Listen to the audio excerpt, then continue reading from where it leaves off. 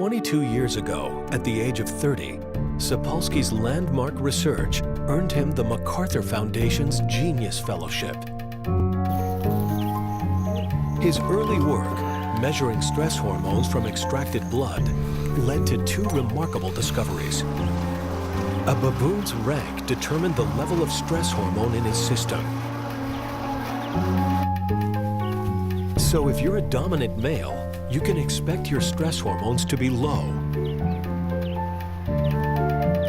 And if you're submissive, much higher. But there was an even more revealing find.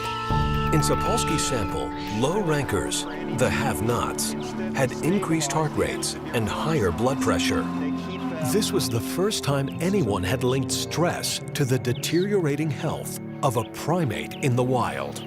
Basically, if you're, a stressed, unhealthy baboon in a typical troop, high blood pressure, elevated levels of stress hormones, you have an immune system that doesn't work as well, your reproductive system is more vulnerable to being knocked out of whack, your brain chemistry is one that bears some similarity to what you see in clinically depressed humans, and all that stuff, those are not predictors of a hale and hearty old age.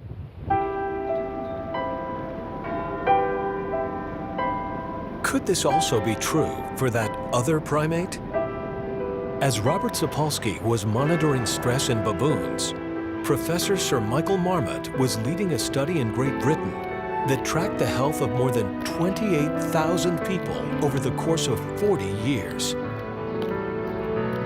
It was named for Whitehall, citadel of the British Civil Service, where every job is ranked in a precise hierarchy. The perfect laboratory to determine whether in humans there might be a link between rank and stress. I mean, that's the thing about stress. I think you've got to look at it in both acute terms and chronic terms. And I think I've been under chronic stress in this organization simply because I'm a square peg in a round hole. Kevin Brooks is a government lawyer. His rank, level 7, means he has little seniority in his department. He lives the life of a subordinate. I think what I was most aware of at the time was the workload and how I had most of it under control, but one of my cases wasn't wholly under control. I'd let it slip. And it was a bit like, being in a car and hitting an ice patch and skidding. But nonetheless, I came in Monday morning, and my immediate manager, let's call him Ben, Ben wants a word with you. So we find a room, he shuts the door, then he says, you know what you've done. You know what happened while you were away. We couldn't find one of your files. Do you know what that meant? He just gave me a darn good kicking, psychologically. He did me over. And at the end of it, it was more threats. It was, right, this may be a disciplinary matter. So I left the room, crossed over the corridor to my own room, and I just burst into tears and wept and wept.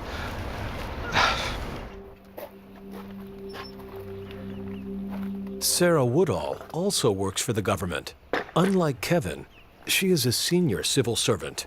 There are about 160 people reporting to me ultimately, one way or another, within the sector. I do really enjoy working in the civil service. It's quite a dynamic environment. It can be quite exciting. I like working with lots of people. I do really enjoy my job. Such dramatically different reflections dramatize one of the most astounding scientific findings in the Whitehall study. Firstly, it showed that the lower you were in the hierarchy, the higher your risk of heart disease and other diseases. So people second from the top had higher risk than those at the top. People third from the top had higher risk than those second from the top. And it ran all the way from top to bottom.